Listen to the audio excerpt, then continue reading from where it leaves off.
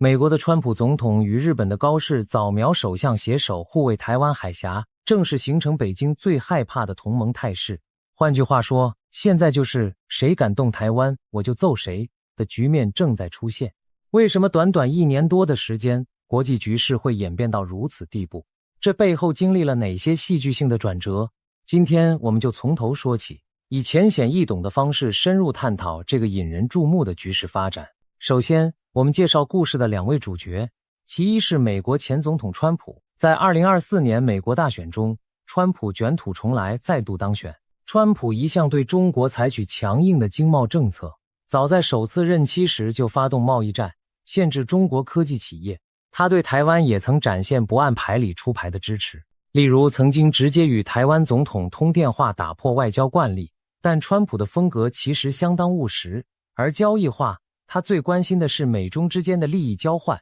强调自己与习近平关系很好。所以当川普重新入主白宫时，许多人猜测他在台海问题上会不会更强硬，还是依然把中国当作可以谈判交易的对象。另一位主角是日本的高市早苗。高市早苗被称为安倍晋三的接班人，在2025年底成为日本史上第1位女首相。她的立场被形容为抗中、亲美、友台，几乎与已故前首相安倍如出一辙。高市早苗年轻时曾是摇滚乐团成员，个性大胆直率，如今在政治上更是以强硬著称。北京媒体甚至冠以她日本最危险的女人这样的称号，足见中国方面对她的忌惮。高市早苗上任前就多次表态对中国强硬，例如参拜靖国神社，主张增加国防预算，以及不避讳发表支持台湾的言论。可以说，他执政的出现正是北京最不愿看到的局面。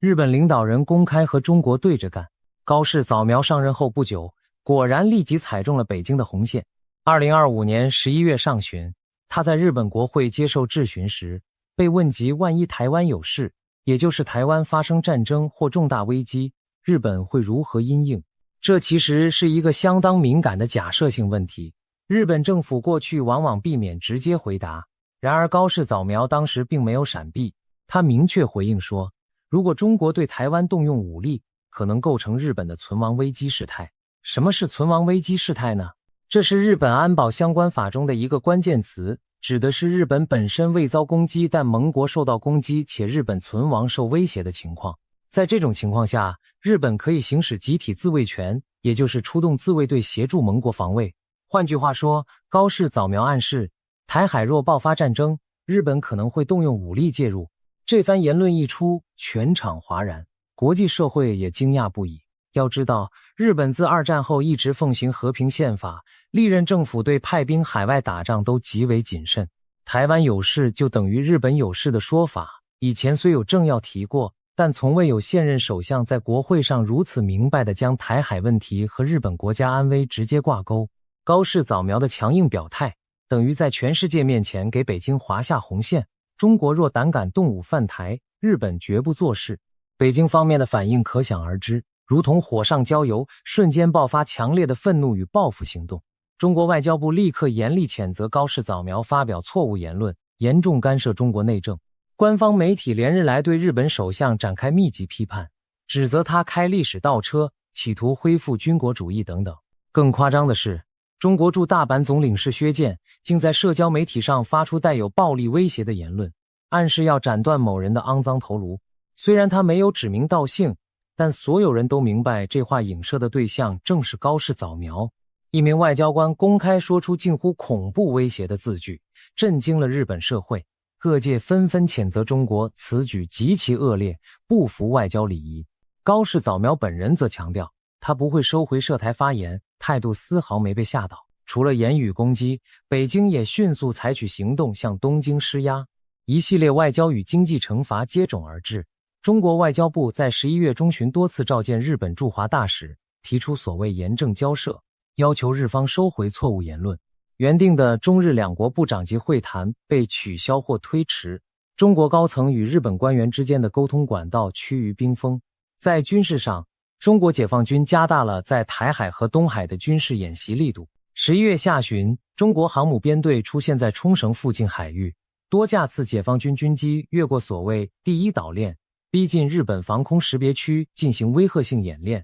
甚至有中国导弹试射时掉落在日本临近海域，引发日本自卫队紧急戒备。这种局面让人回想起2022年佩洛西访台后，中国发射导弹落入日本专属经济区的事件。北京显然是想以军事动作向东京示警，不要轻举妄动，离台湾远一点。就在中日关系因台湾议题剑拔弩张之际，另一头的美国也开始行动了。不过，川普政府最初的反应有些出乎意料。根据权威媒体报道，在高市早苗发表台湾有事言论引发风波后，美中两国元首曾经进行一次长谈。2025年11月下旬，习近平与川普通了半小时电话，这是川普重新当选后首次与习主席通话。紧接着，川普也打电话给日本首相高市早苗。外界猜测，习近平很可能在与川普通话时表达了对日本的强烈不满，要求美方出面管管盟友。果不其然，据多位消息人士透露，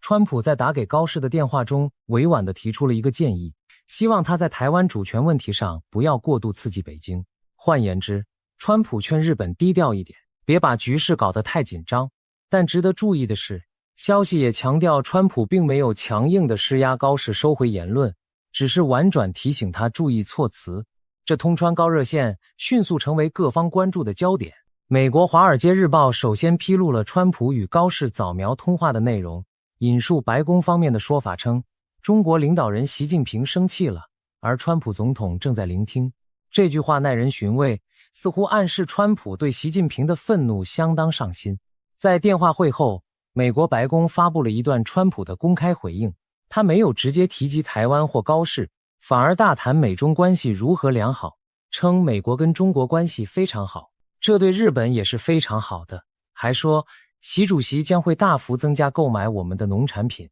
这对我们农民有利，世界很平和，就这样继续下去吧。川普这番话调子十分和缓，甚至带着对习近平的称赞和对中美贸易的期待，完全不像是在台海紧张时期的强硬表态。许多媒体评论认为，川普显然有意对北京示好，降温，避免美中关系因日本的言论而过早撕破脸。甚至有人批评川普此举有点袒护中国的意味，毕竟日本首相都放话可能军事介入台海了。作为日本盟友和全球唯一超级强权的美国总统，居然对中国只字不骂，还强调跟中国相处融洽，这在很多观察家看来是相当罕见的场景。高市早苗这边又是如何反应呢？最初，日本官方对美媒的爆料不愿多谈，内阁官房长官先是以外交往来不予置评来搪塞记者，但随着舆论关注升高，到了11月底，日本政府干脆公开否认了川普劝说高市这件事，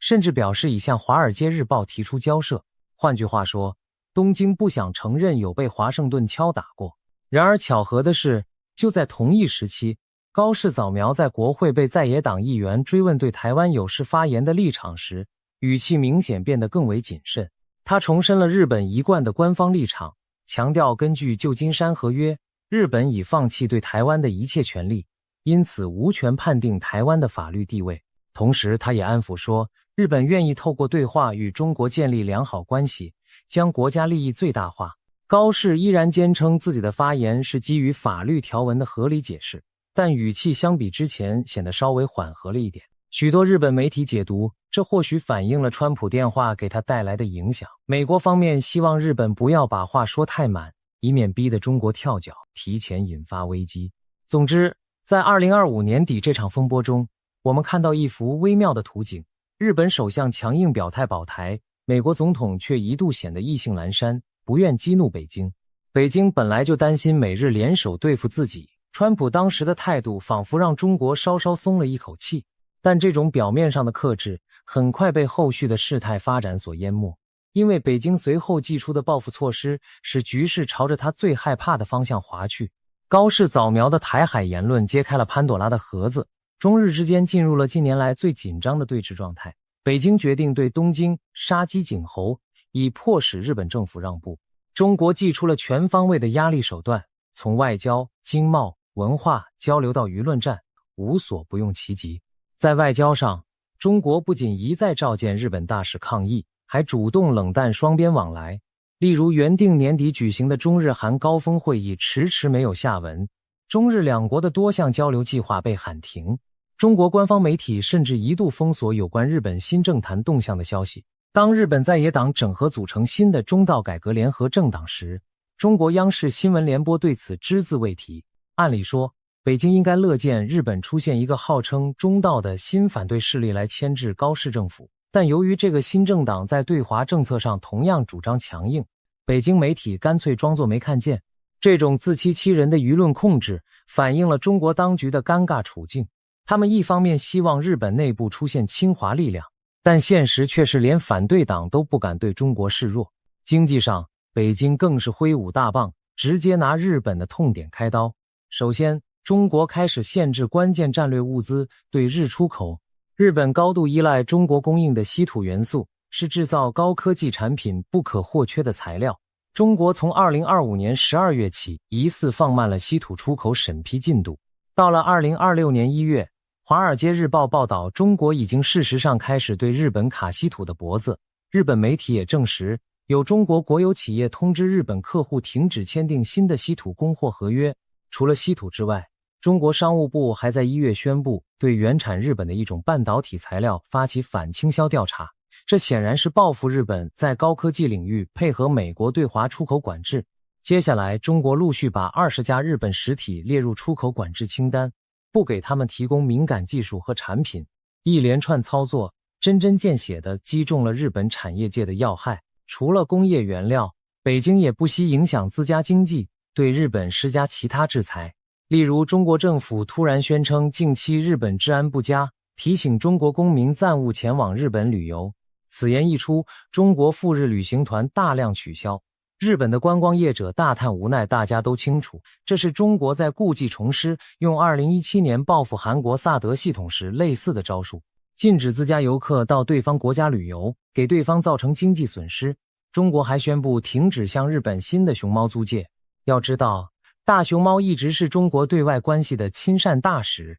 在日本深受喜爱。以往中日关系友好时，中国乐于把熊猫送到日本动物园展出，但现在最后一批旅居日本的熊猫按期被送回中国，而且中国拒绝再提供新的熊猫，这等于向日本民众宣示，连熊猫外交的笑脸都不给你了。可见中国政府对日本已经翻脸到底。更离谱的是，北京在舆论宣传上也对日本进行特别对待。除了前述的外交官暴力言论、官方媒体口诛笔伐外，还出现了人工智能攻击的怪象。中国一些官媒在网络上发布所谓高市早苗讽刺骂话，甚至利用 AI 生成高市早苗的负面形象来丑化他。网上流传着一些画作，把日本首相描绘成纵火犯、纳粹等形象，试图挑动仇日情绪。这种操作让人瞠目结舌，上一次中共这样大规模搞对日仇恨宣传，恐怕还要追溯到上个世纪50年代。北京摆出一副文攻武吓的阵仗，企图全面施压日本就范。然而，北京没有想到的是，他的强硬报复不但没能逼退高市早苗，反而引发日本朝野更大的反弹和团结。我们常说，施压过度会酿成反效果，这次正好是活生生的教材。首先，高市早苗本人非但没有道歉下台，反而因为对抗中国而人气大增。中国对他的猛烈抨击，在日本民众看来，无异于恶霸在欺负自家领袖，激起一股同仇敌忾的爱国心态。高市内阁的支持率不降反升，始终维持在高位。北京骂他军国主义，制裁他的政策，结果日本人反而更拥护他，这对中国可算是适得其反。更值得关注的是，北京的步步进逼把日本在野党也推到了强硬路线上。本来高市刚上台时，日本最大在野党立宪民主党对他的对中强硬姿态是持批评态度的。然而随着中国不停施压，日本舆论风向变了，民众普遍对中国好感骤降，各党都发现对中国示弱将非常失分。于是在野党竟然与过去长期与自民党联盟的公民党合作，组建了一个名为中道改革联合的新政党。这个新政党本想在即将到来的众议院大选中对执政的自民党形成制衡，但在对华政策上，他却不敢有半点亲中。相反地，中道改革联合在发表的基本政策中提出，以坚决态度应对于中国的忧虑事项，并构筑符合国家利益的战略互惠关系。这听起来虽然外交词汇满满，但潜台词就是对中国绝不能软弱。同时，他们也明确表态支持在存立危机事态及存亡危机事态下行使自卫权，保障日本安全。要知道，立宪民主党过去可是反对安保法的温和派，如今居然和当年安倍政府的立场差异不大了。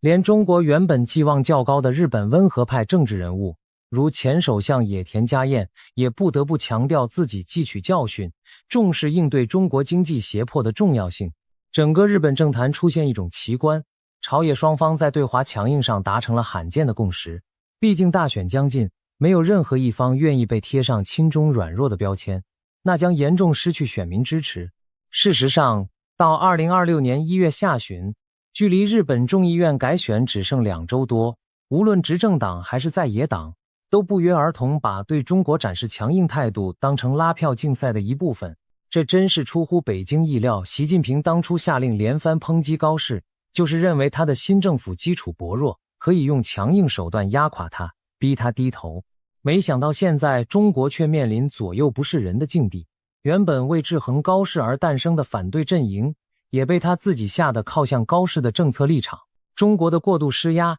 引发了日本举国范围的反感，北京可以说犯了战略误判，在日本问题上偷鸡不着蚀把米。2026年2月，高市早苗决定提早进行政治豪赌。他在1月中旬突然宣布解散众议院，将提早于2月8日举行大选。高市此举显然是要利用当前有利的民意强化执政基础。一开始，许多观察家还认为这么做风险不小，毕竟他才上任几个月，执政成绩来不及展现，大选提早可能让反对势力有机可乘。然而中国的过激反应反而帮了他一把。大选结果揭晓，高市早苗领导的自民党取得历史性大胜，他所属的执政联盟不但稳稳过半，甚至自民党单独就拿下了众议院绝对多数席次。日本选民用选票证明了对高市路线的支持，这对北京而言无疑是当头棒喝。他们最不愿见到的情况发生了，高市早苗不但没下台，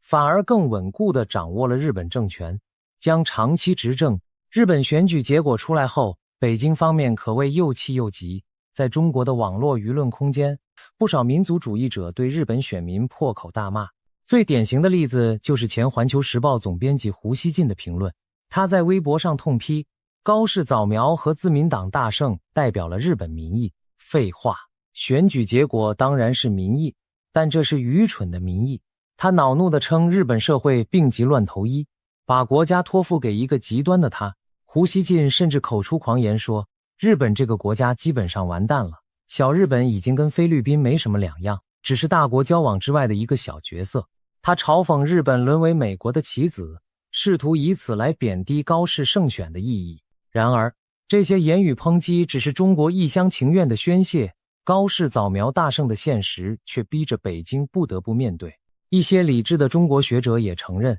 中日关系恐将进一步恶化，进入长期对抗的新阶段。中国官媒则口径一致地表态，不乐见日本右翼势力壮大，但必须正视这一事实。换句话说，北京再不情愿，也得接受高市继续执政的现状。而高市方面在胜选后倒是释放了一些善意讯号，他表示日本对与中国的对话持开放态度，愿意在确保国家安全的前提下追求两国关系改善。不过，这番柔软姿态很难取信于北京，毕竟高市既然获得反中民意授权，自然不可能在原则问题上向中国让步。中国驻日外交人员私下里恐怕早已认清，中日战略对立已然形成，短期内无解。胡锡进在评论中放出狠话，如果日本敢往前走，与中国发生军事冲突，那我们就狠狠地揍他。这句话听起来非常耳熟，不就是另一种形式的谁动台湾我揍谁吗？只不过在胡锡进嘴里成了谁敢帮台湾我就揍谁。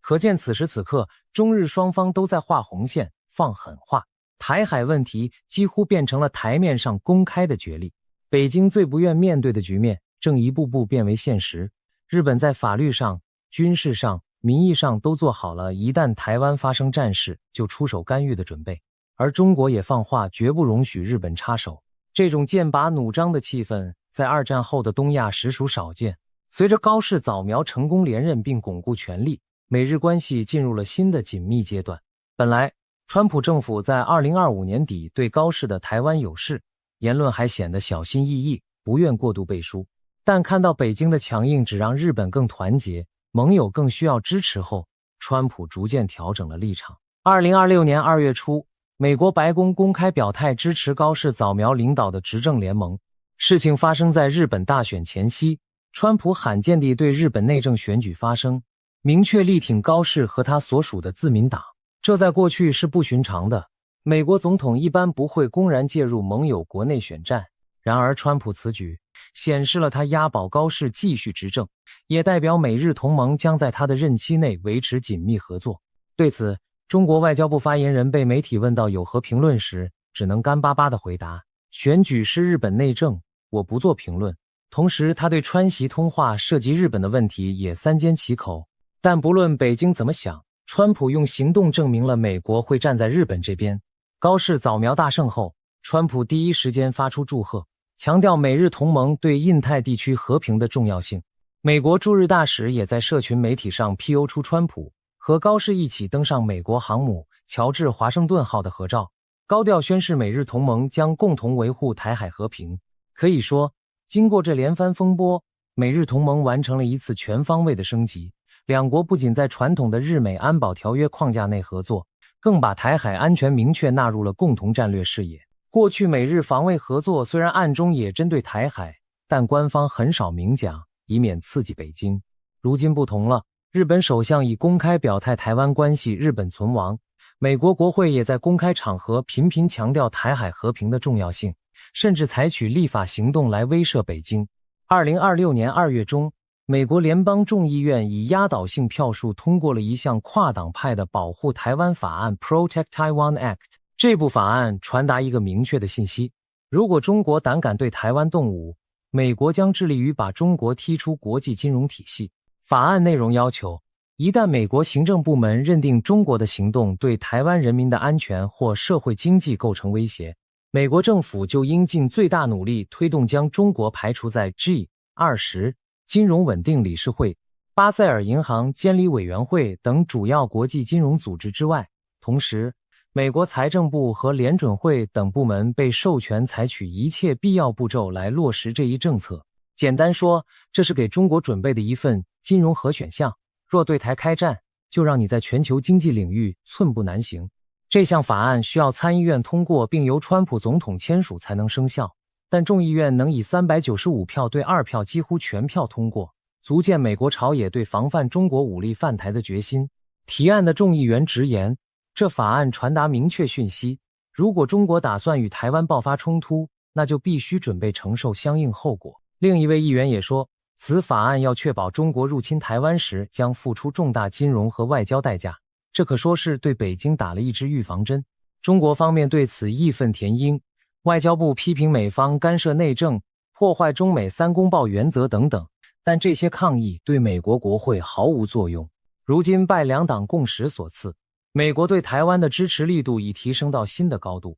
甚至包含对中国的惩罚性措施。北京面临的不仅是美日军事同盟，还有经济金融上的围堵法案。这种全面施压态势，才是习近平政府心底真正畏惧的梦魇。在军事层面，美日也加快备战脚步，强化协同。日本在安倍晋三时期就通过了安保法制改革，允许自卫队在一定情况下出兵海外协助盟友。高市早苗上台后，更进一步讨论修改和平宪法第9条，将自卫队的地位正式写入宪法。他表达了希望早日完成修宪的意愿，这需要国会和全民公投的程序，但随着他在众院的绝对多数优势，修宪的政治障碍已经大为降低。如果日本宪法明确了承认自卫队并允许集体自卫权，将彻底消除法律上对日本派兵协防盟国的疑虑。到那时，日本参与台海防卫行动就更名正言顺了。对北京而言，这无疑是极其不利的发展。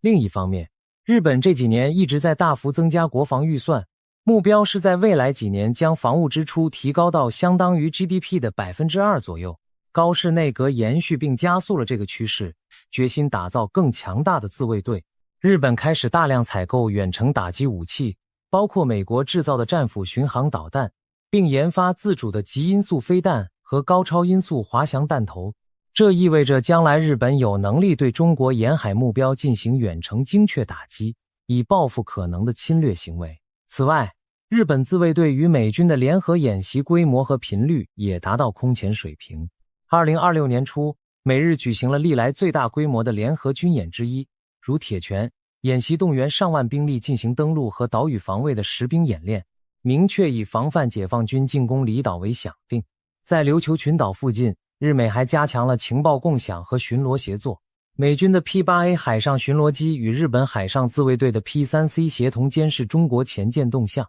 美国更在冲绳部署了重新编制的快速反应海军陆战队单位，配备反舰导弹，可在第一岛链各处小岛上机动，专门猎杀来犯舰艇。这支部队与日本陆上自卫队的新设沿岸反舰导弹部队进行了多次联合训练，目标是万一台海开战，能在南西诸岛形成一道严密的封锁网，狙击中国舰队北上或东出太平洋的路线。不仅如此，美日还积极拉拢其他志同道合的伙伴，一同构筑所谓亚洲小北约。毕竟北京最害怕的就是被多国联盟所围堵的局面。现在，美国、日本、澳大利亚和印度组成的四方安全对话 Quad 更加团结，定期讨论印太安全议题。澳大利亚已决定引进美英协助建造的核潜舰，将来可在南海与台海海域巡弋。印度虽然基于自身利益，对直接介入台海有所保留，但也暗示不乐见单方面以武力改变现状。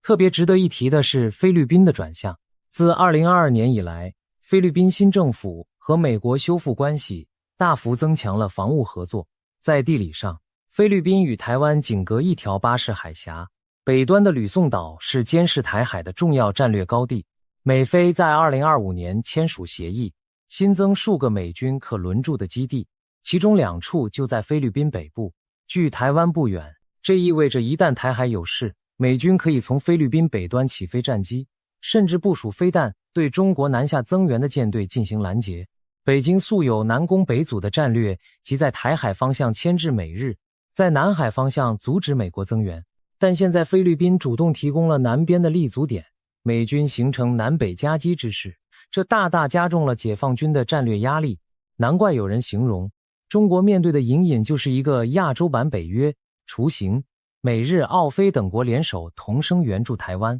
这正是北京最不愿看到的国际包围圈。时至2026年春天，纵观整个东亚局势，可以说北京最担心的局面已经正式成型。台湾背后站着一条强而有力的护卫军链，这条链条从北到南，包括了坚定的日本、决心已定的美国，以及其他支持台湾的盟友。这是一股北京无法轻视的力量。一旦台海发生战事，美军和自卫队极有可能迅速介入，加上台湾本身的防御力量，以及来自盟友的各种支援，解放军将面临同时对抗多方的高强度战争风险。对习近平来说，他一直试图避免的就是让美日等国形成保卫台湾的共同战线，因为那将极大提高武力犯台的难度和代价。而现在，这个共同战线已经初具雏形。当前的态势让人想起冷战时期的局部翻版，台湾仿佛成了西柏林，而美日同盟就像柏林空运时的美英盟军。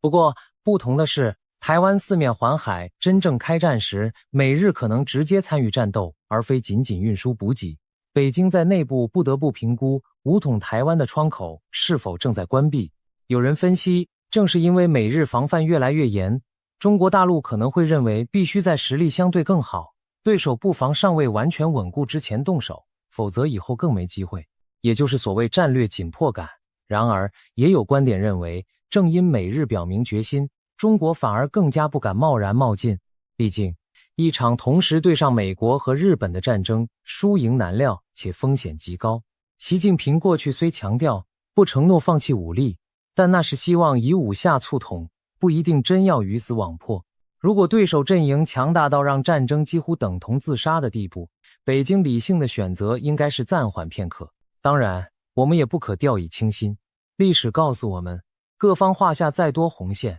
战争依然可能因误判或突发事件而起。如今台海周边空前紧绷，稍有擦枪走火，就可能迅速升级。中国方面虽然口头上逞凶，比如扬言不惜一战和威慑日本等等，但实际行动上还算克制，没有立刻对台湾升高军事挑衅到不可收拾的程度。这或许说明北京仍在观望，不想正面碰撞美日联军。然而，随着时间推移，中国军力还在增强，美日也在强化同盟，双方都在为最坏情况做准备。总的来说，此刻台海的和平有赖于下阻二字。美国和日本携手塑造了一个让北京不敢动的格局，这正是北京最怕的局面。习近平曾经寄望用武力威慑台湾，在不战中取胜，但如今台湾背后站着两个武装到牙齿的靠山，使他的如意算盘大受干扰。或许北京将被迫重新审视对台策略，把重心转回统战和经济融合路线，暂时搁置武力冒险。如果真是如此，这种谁动台湾我揍谁的态势反而可能维持一段和平的均衡，因为一方动手必遭迎头痛击，谁都不敢轻易越线。然而，国际政治风云变幻，难以保证未来没有变数。川普总统虽然现在挺身而出支持台湾和日本，但他的个人风格多变，也不排除某天和习近平再次达成某种交易，把台湾问题暂时搁置。高市早苗在日本国内也面临经济、民生等挑战，他能否长期稳固执政，推动修宪和国防改革，也要看民意是否持续支持。北京方面则可能采取一面强硬一面怀柔的双手策略，试图离间美日同盟或拉拢其他国家远离这个亚洲小北约。例如，中国可能对韩国、东南亚国家加大利诱，避免更多邻国倒向美国阵营，甚至不排除北京对台湾改采相对温和的态度，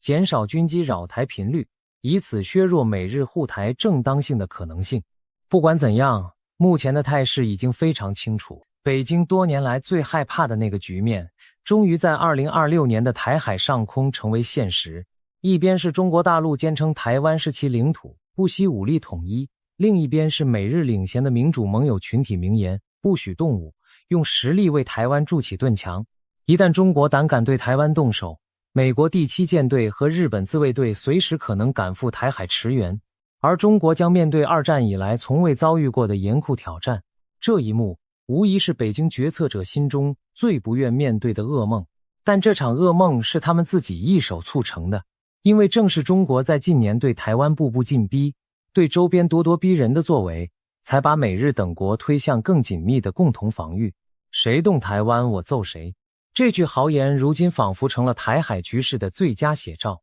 只是它不再仅仅是哪个领袖的个人口号，而是实实在在的国家承诺与行动准则。对北京而言，这个局面是尴尬且棘手的；对台湾而言，则无疑增添了安全感和国际信心。未来的日子，我们将持续观察这股力量对比如何演变，究竟是下阻策略确保了和平，还是大国对峙终究难免一战？历史正在书写新的篇章，我们希望看到的是前者一个靠实力与同盟维持的稳定和平局面，让台湾海峡继续风平浪静，但我们也不能不为后者做最坏打算。如果真有那天，北京将发现自己面对的是一支前所未有的强大对手集团，而届时国际秩序将何去何从，恐怕超出所有人的想象。今天我们回顾了这段局势发展的脉络，希望有助于大家理解台海周边正在发生的重大转变。未来，不论风云如何变幻，